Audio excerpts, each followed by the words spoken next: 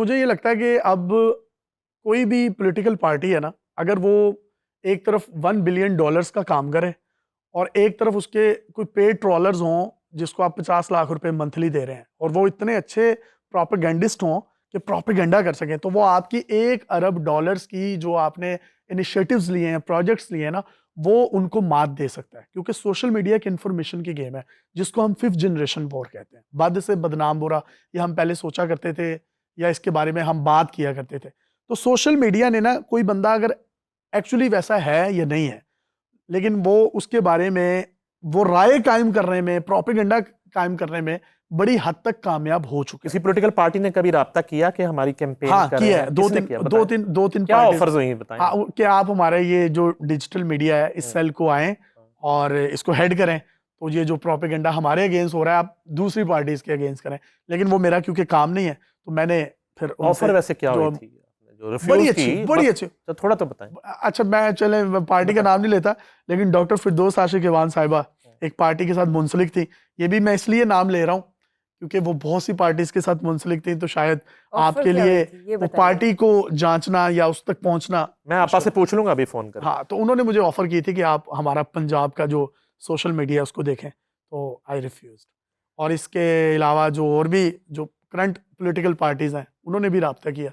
मैं ये समझता हूँ कि जो सोशल मीडिया है ना, इसको खान साहब जिस तरह से लेकर चले हैं, ये बाकी जितनी भी पार्टीज हैं ये जो कुछ मर्जी कर लें, ये जब तक अपना सोशल मीडिया उस लेवल का नहीं तो 75% या 80% ही उस लेवल तक ले आए, तो फिर ही ये खान साहब को या इनकी ये जो पूरी एक पार्टी है इसको शिकस्त दे सकते हैं। उनकी सियासत को कैसे देखते हैं खान साहब की आप? बानी खान साहब लाइक नहीं है, खान साहब को मुखालिफिन बड़े नालायक मिले हैं। अच्छा, हाँ, खुद लाइक नहीं है? खान साहब लाइक नहीं है, उनको मुखालिफिन इतने नालायक मिले हैं कि वो अब खान साहब का जो है ना हर तरफ प्रचार, यानी कि उनसे बेहतर हुए ना। फिर आपका कहने का मतलब तो यही है। तो ऑब्वियसली अगर आप प्रोपेगेंडा नहीं कर सकते, आप अपनी सोशल मीडिया टीम्स नहीं बना सकते, तो ये तो 90s की सियासत अभी भी कर रहे हैं, इनको निकलना होगा यहाँ से। अब दौर चेंज हो गया। और दूसरी मैं ये यहाँ पर एक बात ऐड करना चाहता हूँ, इन लोगों ने अपने 40-50 साल करियर में, जिसमें इनको 3 से 4 टेन्योर्स मिले, इन्होंने यूथ के लिए कुछ नहीं किया।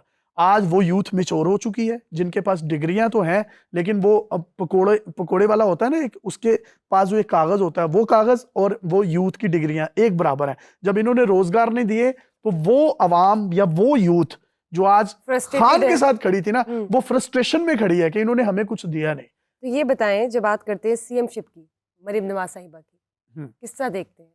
कंपैरेटिवली बाकी जो 4 मिनिस्टर्स हैं, वज़राए आला हैं, उनसे तो उनकी कारकर्दगी बहुत बेहतर है। उस्मान बुज़दार से कैसे कंपैरिजन? उस्मान बुज़दार, ये तो आप फिर चाहत फ़तेह अली खान का नुसरत फ़तेह अली खान से आप मुवाजना कर रहे हैं। ये क्या बात हुई यार? मैं ये समझता हूँ उस्मान बुज़दार साहब के दौर में अगर 3-4 साल का उनका पीरियड हम निकाल दें, तो अगर वो पीरियड मिला होता नून लीग को या किसी और कॉम्पिटेंट बंदे को मिला होता, तो हो सकता है कि इंफ्रास्ट्रक्चर में मजीद अच्छी बेहतरी आती है। लेकिन उस्मान बुज़दार और मरियम नवाज का कोई कंपैरिजन नहीं है। मरियम नवाज एक बहुत अच्छा काम कर रही है। अच्छा, फहद मुस्तफा से भी आपकी बड़ी मोहब्बत है?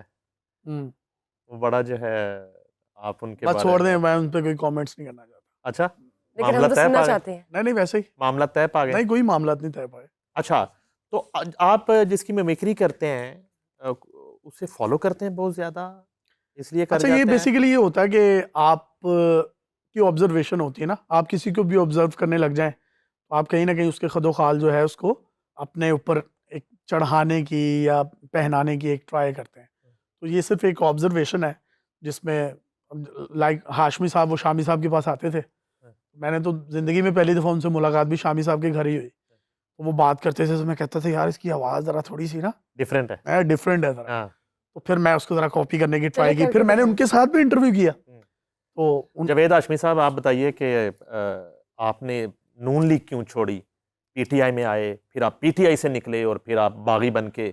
देखिए नहीं, क्या आपका बच्चे नहलाने वाले डोंगे जैसा मुंह है। आपने बड़ी प्यारी बात की कि मैंने नून लीग को क्यों छोड़ा। देखिए, मैंने नून लीग को नहीं छोड़ा, नून लीग ने मुझे छोड़ा। और मैं खान साहब को जिसके करीब भी जब रहा, तो मैं उनको शुरू से एक ही बात कहता था कि चिट्टियाँ कलाइयाँ में, ओ बेबी मेरी वाइट कलाइयाँ में। अब मैं क्योंकि यूथ थी, तो यूथ नए गाने सुनना चाहती थी, ये वही पुराने ज़माने के गाने, साडे यार ने बन ले शेरे। तो मुझे उन चीज़ों से जब इख्तलाफ हुआ तो फिर मैं इधर आया, लेकिन जब मैं पीटीआई पे आ गया तो फिर मैंने कहा हुसैन तौबा तौबा, तो इतनी गंदी गालियाँ इन्होंने दी, इतनी गंदी गंदी गालियाँ, आपकी वेस्ट कोट से भी गंदी गालियाँ दी इन्होंने। जबरदस्त जबरदस्त, कमाल के एक्टर है जनाब आप तो। कमाल है, कमाल है। ये बताएं, आपने कहा कि आप फहद मुस्तफ़ा पर कमेंट्स नहीं करना चाहते, ठीक है, हम जरा आगे चलते हैं। मेरे जहन में एक बात आई है कि आजकल मुझे ना आपकी कोई सोशल मीडिया पे पोस्टिंग्स नजर नहीं आ रही इकरार हसन साहब के साथ या वसीम बदामी के साहब के साथ। ये बताए क्या आजकल आपकी इनसे नहीं, वो interaction बेसिकली नहीं हो रहा? बदामी साहब कराची रहते हैं, इकरारुल हसन जो है वो रहते तो लाहौर में है, लेकिन उनसे आजकल ज़रा मुलाकातें कम है, लेकिन ऐसा क्यों? कोई सीन नहीं है। वैसे ही बस मुझे आपको ज़िंदगी में लेटर ऑन कई चीज़ों का समझ आता है कि कौन आपके दोस्त हैं और कौन आपके दोस्त नहीं। तो आपको एहसास हो गया? एहसास नहीं हुआ, शायद मुझे हो सकता है कोई मिसअंडरस्टैंडिंग हो या कुछ गलत फहमी हो। तो इसको खत्म करना चाहेंगे नियर नहीं, फ्यूचर? मैं नहीं ख़त्म करना चाहता। मैं कुछ चीज़ें आपकी ज़िंदगी में होती बड़ी बेहतरी के लिए। मतलब यू आर हैप्पी हाँ, I'm without their happy. Presence, I'm happy, Ikrarul I'm Hasan और वसीम बदामी साहब के बगैर? हाँ, I am happy. Nasir Madani sahab के साथ बड़े मजे करते हैं आप। मदनी साहब तो फिर हमारा लव है। क्या कि जिंदगी में कुछ बेजरर लोग आपके इर्द गिर्द हाँ। होने चाहिए। वो बेजरर आदमी है, मैं उसके बारे में ये बात कहता हूँ। देखें, वो तंजो मज़ाक में या हंसी में ऐसी बातें आपको समझा जाते हैं जो शायद बड़ी कॉम्प्लिकेटेड होती हैं, उनको बड़ा सादा लफ्जों में बयान करना। नासिर मदनी साहब, आप जो है ना यूके गए थे, वहाँ मियां नवाज शरीफ साहब के साथ खाना खाया मदनी साहब आपने, हाँ, तो वो कैसा एक्सपीरियंस था? आप पॉलिटिक्स में मदनी साहब ज्वाइन करना चाहते हैं? और मेरा चन मेरी मन मेरे को इंज दे सवाल ना करया कर,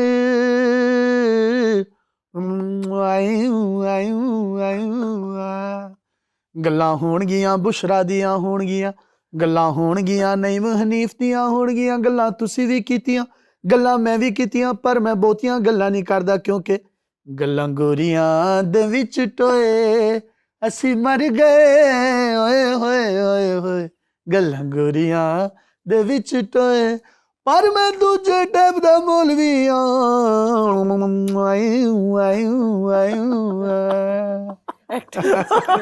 ये बताइए, जो पर्सनालिटी है आपकी, हाँ, जो आपकी पर्सनालिटी है, funky, lively, full of talent, hmm. जैसा नासिर मदनी साहब का आपने बताया, उनकी भी एक पर्सनालिटी है, तो ये वायरल होने के लिए रखते हैं कि आप जेन्युइनली अच्छा, ये ऐसे हैं? बेसिकली मैं जब यूनिवर्सिटी में पढ़ता जैसे था, कहते हैं बाय डिफॉल्ट ऐसे? हाँ बस यही कह लें, तो हम यूनिवर्सिटी में भी स्टार थे। लोग लड़कियां जो आधा आधा घंटा क्लैपिंग करती थी, मैं फनी डिबेटिंग होती थी, तो मैं तो 15-15 मिनट हंसाता था, मतलब, और आमदी कोई स्क्रिप्ट नहीं है, ऐसे ही चढ़ गए हैं ऊपर और उसके बाद जो है वो शुरू कर दिया। तो मुझे वहां से जो कॉन्फिडेंस मिला ना, तो मुझे मेरे दोस्तों ने बताया कि यार तुम तो एक बने बनाए करैक्टर हो, तुम एक फिल्मी करैक्टर हो, तुम ये चीजें किया करो। फिर मैंने आपको बताया कि मैंने ये स्क्रीन पर आकर काम शुरू किया, ये मुझे रियलाइज करवाया उन लोगों ने, मेरे उनको दोस्तों ने, credit और उनका देंगे मैं आप? हाँ, मैं उनका शुक्रिया अदा करना चाहता हूँ।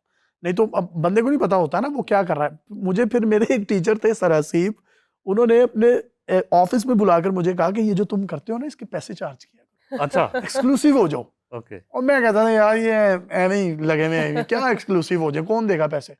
वो फिर जब डिजिटल मीडिया ज्वाइन किया और फिर डॉलर्स कमाए, एक वीडियो पर 1500 डॉलर्स भी कमाए, तो फिर मुझे उनकी बात याद आई कि आप एक्सक्लूसिव होके अपने फन को बेच कैसे सकते हैं।